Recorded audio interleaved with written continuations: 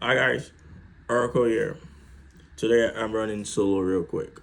You know, a lot of people, or a few people I'd say, have been asking me to talk about the crisis in River State because a lot of people, the declaration of state of emergency by President Tinubu and the suspension of Governor Fubara to them was the first time they were hearing about the crisis in River State. So I just want to quickly tell you about the events that happened that led to the eventual declaration of state of emergency and suspension of the governor. So, real quick, who is Governor Fubara? Governor Fubara was former Governor Yesum Wike's accountant general from 2020 to 2022. Now, he resigned in 2022 to run for the gubernatorial election of River State, which he eventually won.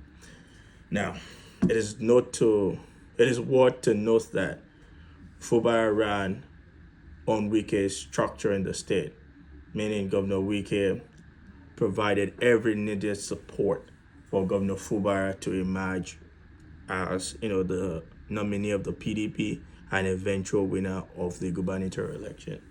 And not only did former Governor Wike now, who is the FCT minister, helped Fubara. He also bought form for the 27 PDP aspirant that ran for the State House of Assembly in Rivers. Now, Governor Ike was not doing those things necessarily out of the magnanimity of his heart. It was a political calculation, if you asked me. He was building a structure to be stronger in the state. Now, fast forward to after the election, Governor Fubara obviously won the election, and this is politics. If I gave you my structure to run and you won, I'm not doing it for God's sake. So uh, it comes with expectations, and I think expectation and all of that was the beginning of the fight because former Governor Wike, who helped same Fubara to win, expects that now that Fubara is governor, he ought to have, a say in his government, how he picks his commissioner, and how the state appropriation is done. If I could remember, there was a time even that there was a memo that went around that showed Governor Wike writing to the governor former Governor Wike writing to Governor Fubara saying if he needs to spend a certain amount of money, he had to inform him and all of that. Now we don't know if that memo really came from Wike, but there was a memo at some point that circulated allegedly. Now, 6 months into Fubara's administration, he had a big fallout with Wike, and it is also very important to note that President Tinubu decided to mediate this crisis, at least on two different occasions.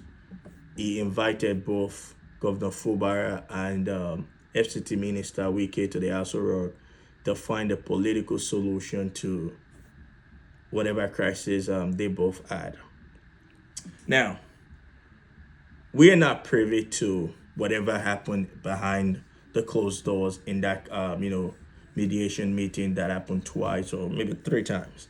But one thing we knew was that Minister Wike came out and said he was pleased with that resolution, but weirdly, the governor didn't admit to being pleased with that resolution, and he didn't.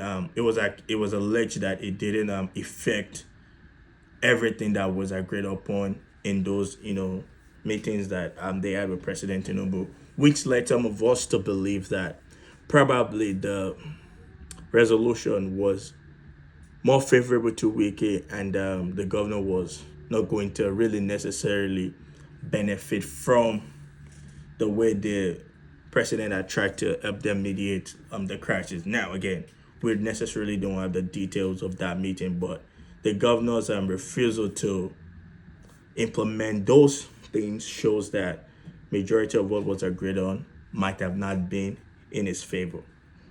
That's the part one.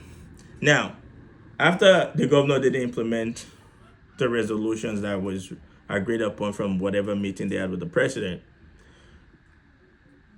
Some members of the River State House of Assembly decided to defect from the PDP to a new party. Now, if you're aware of how defection works in Nigeria, the law says that if I were in Party A and I wanted to defect to Party B while I'm a serving member of the House of Assembly or House of Rep or the Senate, I have to resign my position. That's the law. But there's also a clause in that law. This is the clause now. The only reason why I could successfully defect from one party to another party without resigning is if I can prove to the court that the party I was leaving to join a new party has a crisis. That is, Party A has a crisis and I can prove it, and that's why I want to join Party B. So, some of the people who tried to leave the PDP in River State claimed that there was crisis in the party. But Governor Fubara took them to the High Court, and I think the first judgment from the High Court sacked those people and told them to relinquish their offices. Apparently, those people went to another court that reinstated them. Then they went to, I think, another court that sacked them. So eventually, the case ended up at the Supreme Court. It is also worthy to note that there are 27 members, but I think about 23 were the ones who were having issues with the governor. There were 4 members that were in alignment with the governor, and they were just, and the governor was working with those 4 members as though they were the only members of the State House of Assembly. Now, about 2 weeks ago, the Supreme Court eventually reinstated those other members that were sacked. Now, the Supreme Court is the highest court in the land, of course. So after the Supreme Court reinstated those people, it was agreed upon that the governor should pay them the salaries they were owed, and they should be reinstated, and business as usual should continue in the state. Mind you, for a while now, the state has not been allocation had not been given to them because that was part of the Supreme Court judgment, because the court felt as though the state was not running properly because the 3 arms of government in the state, executive, judiciary, and legislature, were not running concurrently as they ought to because of the members that were having issues and kept being fired and all of that. Now, after the Supreme Court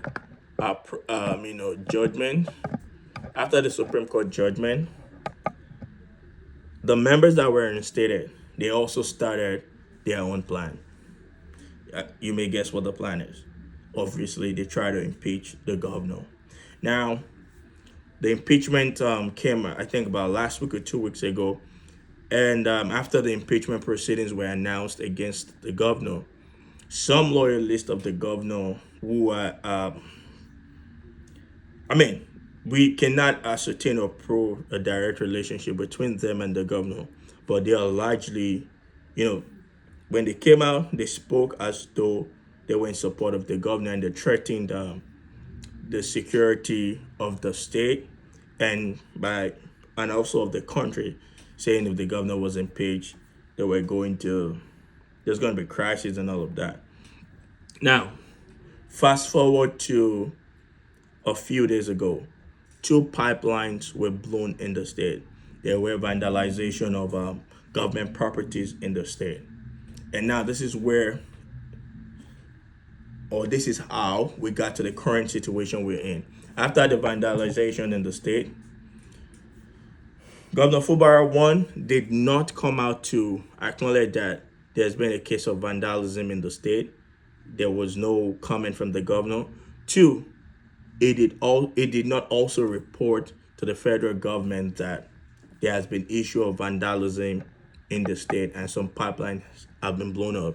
So the president got to know about this, and then he took the decision to declare a state of emergency in the state and also to suspend the governor. So that was the reason. If you read the press release by the president, the reason for the suspension was because And the reason for the declaration of the state of emergency and suspension was because there was a case of vandalism or vandalization in the state. Now, at this moment, the bigger question or the two biggest questions is, can the president declare a state of emergency in a state? And can the president also suspend a state governor? The answers to those questions is one, the president can declare a state of emergency in any state of the country. Two, yes, the president can also suspend a state governor. Now, there is also constitutional requirement for why the president can and should take those actions. Now the biggest question also at the moment is, have those requirements been met before the president took the decision? One, I for sure don't think there's been absolute breakdown of law and order in Rivers State to warrant the declaration of state of emergency. But some people have also argued that, do you want to wait till a total anarchy looms in the state before you want the president to act? Some people have argued that the president was just being proactive and trying to stop further danger from happening. But some of us have also argued that the situation in the state has not gotten to that peak where of federal intervention is necessary. But again, the president has access to more security reports and briefings that may put him in that position to make that decision. Now, the second thing is for a president to declare a state of emergency in a state and also to suspend a state governor. There's a need for the 2/3 majority of the House of Assembly to approve it. Now,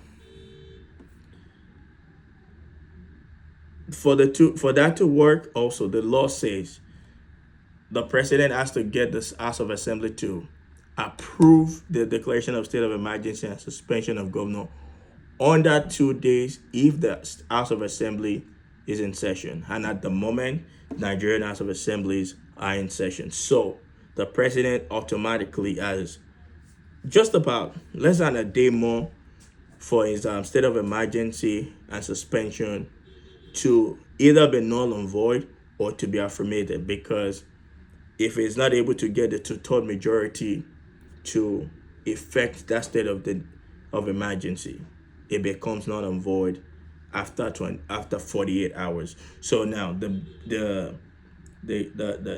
good thing for Governor Fubara right now is he would be hoping that between now and the next couple of hours, where it will be 48 hours, the president is not able to get the required the required 2/3 majority to effect the state of emergency and its suspension.